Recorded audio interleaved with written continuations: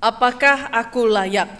Saudara yang terkasih, Zakeus, seorang pemungut cukai, kepala lagi, bukan hanya pemungut tapi kepalanya. Dia bekerja menarik pajak dari saudara sebangsanya, tapi untuk menguntungkan penjajah Kaisar Roma. Alkitab mencatat dia kaya, tapi dia pendek. Dan dengan statusnya dia dibenci, dicap pendosa, dicap pengkhianat bangsa, najis. Agak ironis, kenapa? Karena arti nama Zakeus itu adalah murni atau tahir. Sedangkan dia dikenal sebagai orang yang najis oleh saudara sebangsanya. Ada beberapa pertanyaan menarik yang bisa kita lihat ketika sekilas membaca firman Tuhan pada hari ini. Kenapa Zakeus berusaha betul ingin melihat atau bertemu dengan Tuhan? Dalam Injil tadi dikatakan, ia berusaha untuk melihat siapakah Yesus itu. Dia mungkin dengar sedikit-sedikit, atau dia sudah tahu cuma belum pernah ketemu. Kenapa dia sampai ngotot? Mungkin dia sudah berjuang menerobos kerumunan orang banyak, cuma badannya kecil, mungkin terhempaslah dia ke belakang. Maka dia harus memanjat pohon. Kenapa harus panjat pohon, Ara? Ini pertanyaan menarik juga, dan kenapa ya Tuhan menunda ke Yerusalem dan menumpang di rumahnya? Bapak Ibu Saudara yang terkasih, Zakeus berusaha betul. Kita lihat ya. Bukan hanya niat, tapi betul-betul berusaha bagaimana caranya bisa melihat, bisa bertemu dengan Tuhan. Kalau dilihat ini bukan hanya sekedar rasa penasaran, ada seorang rabi yang datang ke kota Yeriko yang sedang terkenal. Harusnya dia sebagai orang yang dicap pendosa, harusnya kan dia takut ketemu Tuhan. Normalnya Bapak Ibu ya. Orang berdosa itu harusnya seperti Adam dan Hawa. Ketika Tuhan datang ke Taman Eden, mereka lari dan sembunyi. Orang kalau berdosa, ditatap matanya saja dia sudah cari arah pandangan lain. Tidak berani untuk berkonfrontasi langsung. Kalau ada orang betul-betul melakukan kesalahan dan dia berani melototi kita, itu berarti sudah terlalu jahat orang itu, sampai dia tidak merasa salah lagi. Dia sebenarnya takut, tapi jangan-jangan dia seperti nenek moyang Israel yang ada di dalam Yesaya 1 tadi. Dalam Yesaya 1, apakah Bapak Ibu mungkin walaupun tidak terdengar tadi sempat membaca juga ya di Alkitabnya masing-masing. Di Yesaya 1, Allah mengatakan betapa muak dan betapa jijik dia dengan orang-orang Israel yang datang beribadah, bawa korban, bawa semua persembahan. Di mata Tuhan Allah lelah. Ibadah Israel itu beban. Bahkan Tuhan menganggap kedatangan mereka itu hanya injak-injak pelataran bait Allah. Waduh. Kenapa Bapak Ibu Saudara? Karena mereka sangat rajin ibadah, tapi sangat kejam juga terhadap sesamanya di waktu yang bersamaan. Tuhan mengatakan kepada umat Israel di zaman Nabi Yesaya lewat teguran Yesaya, kamu ini tidak tahu diri. Kira-kira begitu. Nah, apakah Zakeus ini tidak tahu diri Bapak Ibu? Dia sudah jelas loh dicap pendosa. Tapi kenapa dia ngotot ingin ketemu Tuhan? Apakah dia tidak sadar diri? Apakah dia tidak tahu diri? Apakah dia tidak punya kaca di rumah padahal dia orang kaya? Apakah dia tutup telinga dengan semua sindiran-cibiran orang-orang di sekitarnya? Bapak Ibu Saudara, susah kalau jadi orang berdosa itu sebenarnya. Karena kita tahu walaupun orang bisik-bisik di sekitar kita, tapi bisikannya banter ya. Ngomongin dosa orang itu gimana caranya tidak terdengar tapi tetap ketahuan. Karena memang ngomongin dosa orang biasanya tujuannya menyindir. Makanya orang yang berdosa itu takut ke gereja. Karena katanya orang-orang di gereja lebih banyak ngomongin dosa orang, menghakimi, judging daripada mengasihi. Bapak Ibu Saudara yang terkasih, Zakeus pasti sadar betul siapa dirinya di mata orang lain. Alkitab tadi jelas-jelas mengatakan dia tinggal di Yeriko. Yeriko itu kota yang dekat dengan Yerusalem, Bapak Ibu. Kalau boleh dibilang itu adalah mabesnya para imam. Ya, banyak asrama, banyak rumah tinggal para imam. Mereka beli rumah di sana, beli tanah di sana. Kenapa? Karena sewaktu-waktu harus tugas ke Bait Allah, mereka nggak terlalu jauh jalannya 3 hari 3 malam dari ujung. Cukup beberapa jam saja. Nah, bayangkan dia di kota yang penuh dengan para imam, kota suci kedua istilahnya dibanding Yerusalem. Dan ada satu orang yang terkenal sebagai pendosa di sana. Gimana nggak keluar rumah? Mungkin sudah sakit hati begitu ya. Jomplang hidupnya dibanding dengan semua orang-orang yang punya jabatan-jabatan rohani itu. Dia mungkin sudah kenyang dengan penghinaan terang-terangan, penolakan, tidak ada orang yang datang ke rumahnya, mungkin diejek dengan sarkas, dengan satir, dibentak mungkin, dan bahkan mungkin ada yang meludah di depan kakinya. Atau bahkan di mukanya kalau orang sudah benci sekali. Tapi kenapa dia masih kepingin menerobos orang banyak, masuk di kerumunan orang-orang yang membencinya itu untuk bertemu dengan Tuhan. Hari ini Mazmur membantu kita, Bapak Ibu Saudara. Mazmur mengatakan bahwa orang yang hidup dalam rasa bersalah, rasa malu, orang yang merasa hina dan sangat kotor di hadapan Tuhan, itu dalam ayat 3 Mazmur 32 ayat 3 dan 4 dikatakan, selama aku berdiam diri tulang-tulangku jadi lesu, karena aku mengeluh sepanjang hari. Sebab siang malam tanganmu menekan aku dengan berat, sumsumku menjadi kering seperti oleh teriknya musim panas. Orang kalau sudah tahu dia berdosa, entah orang lain tahu atau tidak Bapak Ibu, tapi yang paling kejam menjajing, menghakimi orang berdosa adalah dirinya sendiri sebenarnya. Rasa bersalah itu begitu menyakitkan, begitu menekan. Karena orang paling tahu cuma berapa persen dari dosa kita. Mereka cuma lihat mungkin outputnya, hasilnya, perbuatannya. Tapi mungkin di balik rasa bersalah kita tahu bahwa perbuatan kita itu ada sesuatu di balik layar di dalam batin kita yang lebih besar, lebih kotor lagi, lebih jahat lagi sebenarnya. Dan itu membuat orang-orang tidak tahan, tidak bisa tidur. Satu orang pernah mengatakan pada saya, dia nggak sengaja salah ngomong begitu ya dengan orang tertentu di gereja.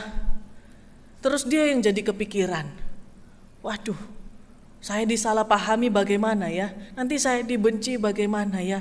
Saya minta maaf tapi kok sebenarnya tadi nggak ada maksud begitu ya?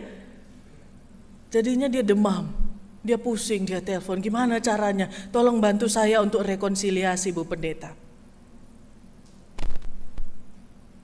Orang yang ditakuti untuk dirasa bersalah ini nggak ngerti apa-apa, nggak ada apa-apa kok di antara kami. Tapi dianya yang sudah keperucut ngomongan tadi yang nggak terlalu baik. Rasa bersalah itu menghukum dirinya sendiri karena dia tahu yang keluarnya keperucutnya sudah nggak baik, tapi di dalam pikirannya pasti lebih banyak yang tidak baik gitu ya. Kenapa saya mikir begitu, akhirnya keperucut ngomong gitu kepada orang lain. Dan rasa bersalah itu lebih dalam menekan kepada orang-orang itu. Tidak kuat Bapak Ibu, banyak orang yang tidak bisa lari, tidak bisa sembunyi, tidak bisa lagi diam dengan salahnya karena dia tahu bahwa itu sangat melelahkan, itu sangat membuat penderitaan yang besar. Maka pemazmur dalam Mazmur 32 mengatakan, aku memutuskan untuk datang, aku memutuskan untuk memberitahukan, membuka, mengakui dosaku di hadapan Allah. Nah, disinilah pentingnya pengakuan dosa Bapak Ibu. Pengakuan dosa itu bukan formalitas, bukan liturgi yang wajib supaya kita ini ingat kita orang berdosa. Jangan negative thinking begitu. Pengakuan dosa itu penting supaya apa? Supaya kita tidak lagi menanggung penderitaan yang sangat besar. Cuma banyak orang yang mengaku dosa itu kalau tidak meremehkan Tuhan ya sekedarnya saja. Maka banyak orang datang dalam ibadah itu setelah pengakuan dosa kalau bisa dibuat terlambat karena dianggap waktu bagian pengakuan dosa dan berita anugerah tidak terlalu penting. Yang penting firman khotbahnya. Padahal pengakuan dosa membuat kita sebenarnya menerima rahmat, menerima kelegaan dari Tuhan. Bahkan Mazmur 32 tadi, berbahagianya orang yang sudah dibenarkan oleh Allah. Saudara yang terkasih, karena itulah saya merasakan bagaimana Zakheus, dia datang kepada Tuhan, dia berjumpa dengan Tuhan. Tentu tidak mudah, karena mungkin sudah bertahun-tahun atau puluhan tahun dia sudah dicap sebagai pendosa. Dia rindu untuk datang pada Tuhan. Kenapa? Karena dia orang yang sudah di blacklist, gak boleh masuk rumah ibadah Bapak Ibu. Dia tentunya tidak boleh lagi menginjakkan kaki di bait Allah. Artinya apa? Dia gak pernah bisa bawa itu hewan korban penghapus dosa. Artinya seumur hidup dia gak bisa berdoa, gak bisa beribadah, gak bisa kasih persembahan, gak bisa disebut sebagai orang yang dibenarkan Allah. Maka Zakheus datang. Tapi karena dia belum pernah disucikan di bait Allah kembali, ada rasa bersalah, ada rasa malu. Karena itu dia datang, tapi harus panjat pohon ara. Pohon ara sebenarnya gak terlalu tinggi Bapak Ibu. Beda dengan pohon palma. Padahal di daerah itu juga banyak palma sebenarnya ya. Tapi Zakheus memanjat pohon ara. Kenapa? Ini bukan soal tubuhnya yang pendek. Tapi pohon ara itu rimbun Bapak Ibu. Dengan dia datang pada Tuhan Yesus, dia datang ingin bertemu, tapi masih ada batu sandungan rasa bersalah dan rasa malu. Minimal dia berharap ketika memanjat pohon ara, dia bisa lihat Tuhan, tapi orang-orang gak bisa lihat dia. Makanya saudara-saudara kita yang jatuh dalam dosa itu gak berani ke gerejanya sendiri, takut dilihat orang. Dia cari gereja lain, pakai topi, pakai kacamata hitam katanya, supaya tidak dikenali. Itu betul Bapak Ibu. Zakheus memanjat pohon bukan hanya soal tubuhnya yang pendek. Karena siapa yang lagi lihat Yesus sibuk cari di atas pohon ada orang atau tidak, enggak akan. Semua pasti matanya terpusat pada Yesus. Dia kepingin ketemu Tuhan tapi dia sembunyi-sembunyi. Minimal bisa lihat sudah cukup. Rasa bersalah itu begitu berat sehingga dia merasa tidak layak untuk face to face berhadapan muka dengan Tuhan. Dia sungguh-sungguh berharap tidak ada yang melihatnya, tertutup oleh daun-daun rimbun pohon ara itu. Tapi Alkitab mencatat, ternyata Tuhan Yesus melihat ke atas pohon itu. Ternyata Tuhan Yesus melihat Zakheus. Bahkan Tuhan Yesus mengatakan, hari ini aku harus menumpang di rumahmu. Aneh ini Bapak Ibu. Kenapa? Karena pertama Zakheus belum nawarin, belum bicara apapun, belum memperkenalkan diri. Unggah-ungguhnya ini agak lain ya. Melanggar sebenarnya ini. Melanggar tata krama. Wong belum ditawarin kok mau. Yang kedua, kota itu penuh dengan orang suci, para imam. Maka orang-orang bersungut-sungut, ngapain dia menumpang di rumah orang berdosa kayak gak ada rumah lain. Aneh Bapak Ibu. Orang-orang itu ngomong saking banternya dicatat dalam Alkitab gitu loh. Bisik-bisik yang sengaja terdengar itu. Tuhan Yesus hadir di kota Yeriko, dikelilingi orang banyak yang minta disembuhkan, minta diajar, yang bikin dia sibuk. Tapi Tuhan Yesus malah berhenti. Dia tidak lanjut ke kota Yerusalem, tapi dia berhenti di kota Yeriko. Zakeus tentu gak akan berani menawarkan. Wong ketemu aja gak berani Bapak Ibu, apalagi nawarkan untuk mampir dulu Pak di rumah saya, gak akan mungkin. Mustahil terjadi pada zaman itu.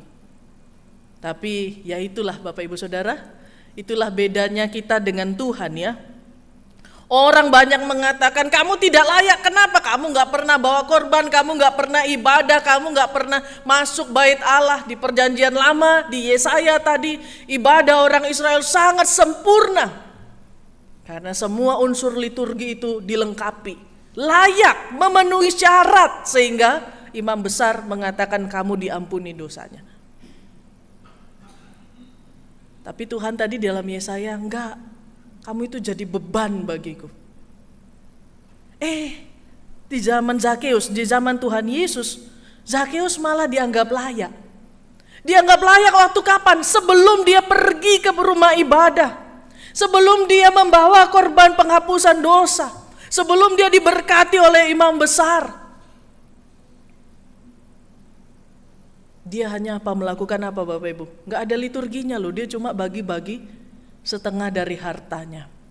Dan dia berkata kepada Tuhan, kalau ada yang kuperas ku kembalikan 4 kali lipat. Ini menarik Bapak Ibu, dalam Alkitab kita di perjanjian lama ada hukum setimpal ya. Gigi ganti gigi, mata ganti mata. Kalau menghilangkan anggota tubuh, ternak dan sebagainya harus bayar dengan harga yang sama. Kalau kita berdosa, kita harusnya mati, kita harus bayar dengan setimpal dengan 1 minimal ekor binatang untuk menggantikan nyawa kita. Dan Zakeus mengatakan, kalau ada yang kurugikan, kuperas aku ganti 4 kali lipat. Nah, dalam perjanjian lama Bapak Ibu, ganti 4 kali lipat sebenarnya adalah sebuah kejahatan yang serius dan disengaja dan mematikan. Bapak Ibu nanti studi sendirilah ya tentang cara hukuman dalam perjanjian lama itu.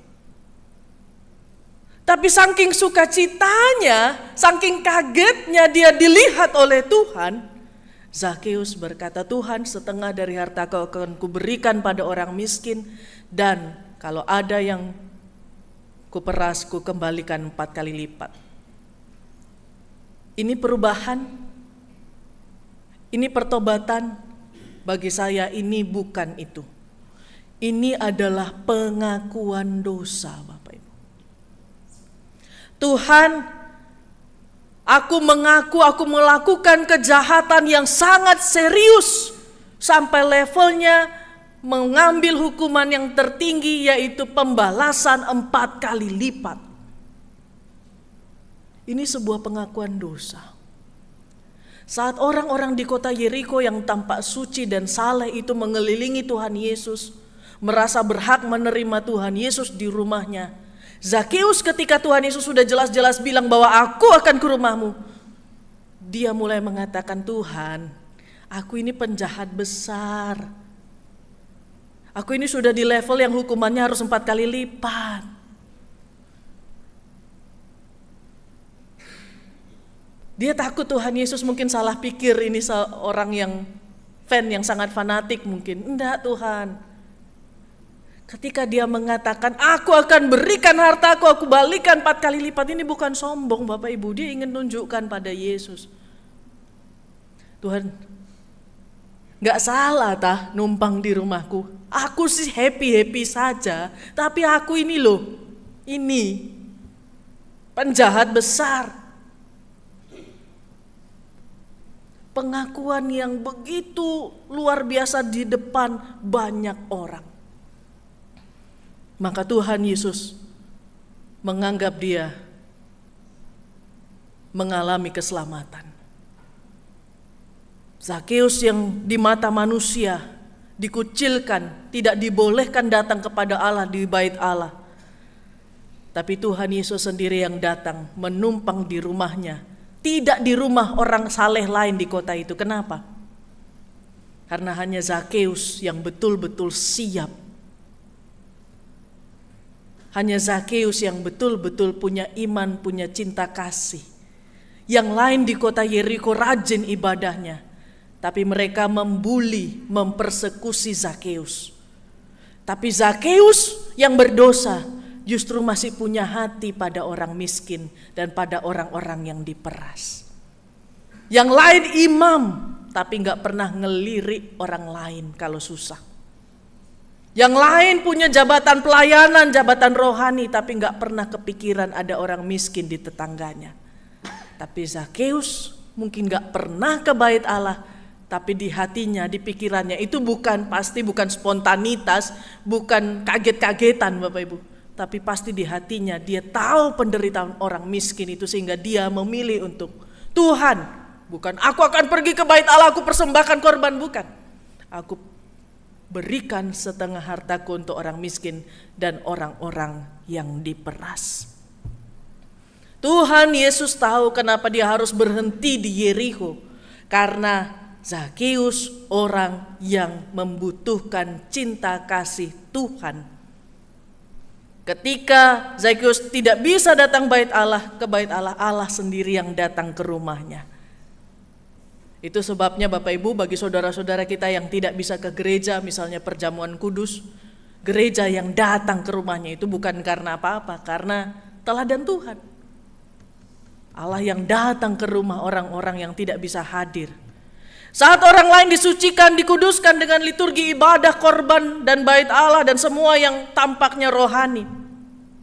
Zakeus dikuduskan dengan liturginya yang membagi hartanya bagi orang-orang yang menderita. Saat Zakeus di mata manusia tidak layak karena pekerjaannya, Tuhan menganggapnya layak karena kasihnya yang besar kepada sesamanya. Saudara, karena itulah di dalam surat Tesalonika tadi Paulus bilang kepada jemaat di Tesalonika, kalian semua itu sudah hebat loh, iman tetap tumbuh, kasih tumbuh, walaupun penganiayaan, persekusi, gila-gilaan, kalian tetap setia pada Tuhan. Tapi tadi yang menarik di ayat 11 dan 12, Paulus mengatakan bahwa belum tentu mereka Tesalonika ini sudah dianggap layak. Paulus belum berani untuk mengatakan bahwa kamu sudah layak. Maka di ayat 11 Paulus berkata, kami berdoa supaya Allah menganggap kamu layak ya bagi panggilannya. Paulus yang sudah melihat jemaat Tesalonika yang dia pamerkan, yang dia banggakan kemana-mana. Tapi dia gak berani menetapkan bahwa jemaat Tesalonika inilah orang yang layak di hadapan Tuhan. Gak berani Paulus. Kenapa? Karena Paulus tahu yang melayakkan, yang menentukan, yang memutuskan bukan perbuatan manusia, bukan standar manusia, bukan karena apa yang dilihat manusia, tetapi semata-mata karena karunia Allah. Hanya Allah yang bisa menetapkan dan menganggap kita layak atau tidak. Bapak Ibu Saudara yang terkasih, di dunia ini, dalam sepanjang pelayanan saya dan banyak hal-hal yang saya pelajari, orang-orang yang tidak layak itulah yang seringkali di mata manusia tidak layak, tapi merekalah yang melakukan pekerjaan-pekerjaan yang besar bagi Tuhan. Orang yang tidak punya pendidikan, yang punya aib masa lalu, yang latar belakang keluarganya hancur, yang jatuh bangun dengan ekonomi keluarganya, dengan semua persoalan-persoalan kehidupan ini, orang lain bisa bilang, kok bisa dia sih? Tapi Tuhan tidak melihat yang di luar. Tuhan melihat hati Bapak Ibu. Dan karena itu, ketika Zakeus ditetapkan layak Tuhan menumpang di rumahnya, siapa kita yang bisa bilang Kenapa Tuhan ke sana? Kenapa Tuhan bukan ke rumahku saja? Siapa kita yang bisa menghakimi orang-orang seperti Zakeus atau orang-orang di sekeliling kita yang bilang aku lebih kudus, lebih saleh daripada dia?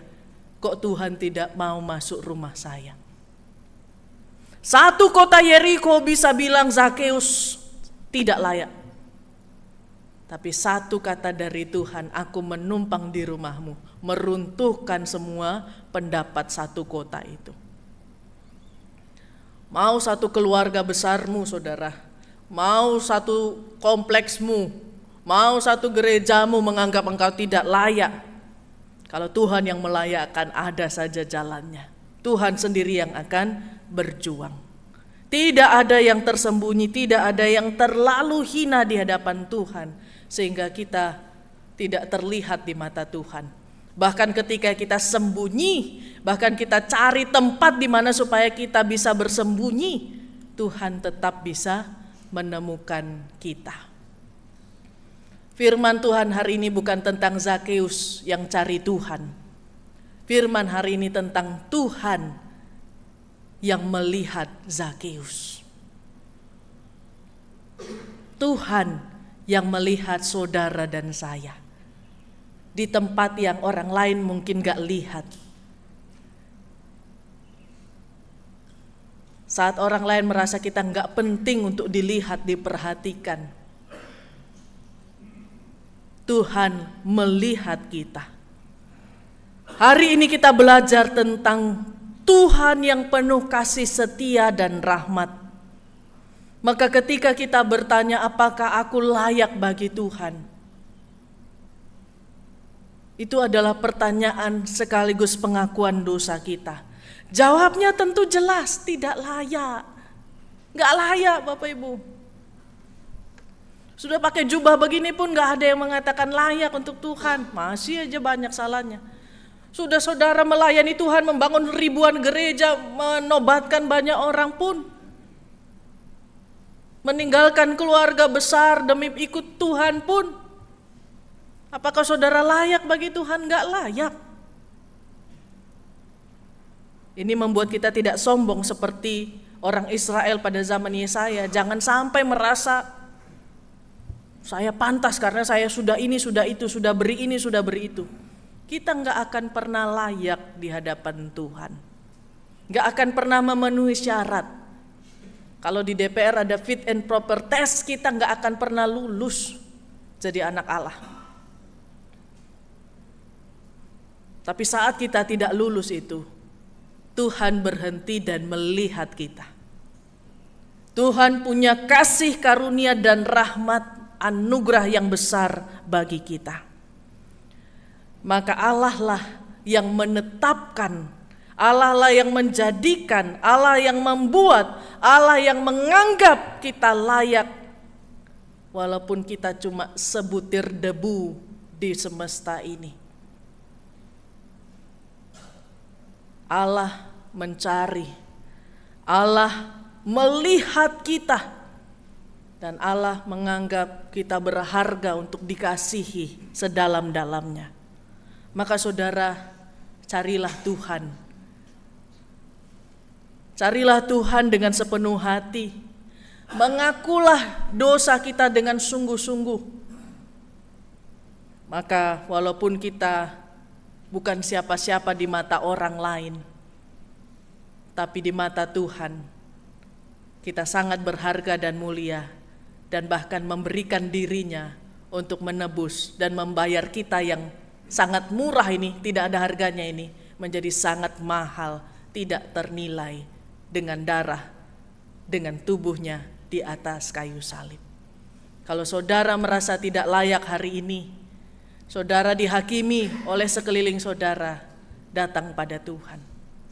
Tapi kalau saudara yang menghakimi, kalau saudara yang menilai orang lain tidak layak, mengakulah juga dosa kita. Karena Tuhan memanggil, maka Tuhan akan melayakkan.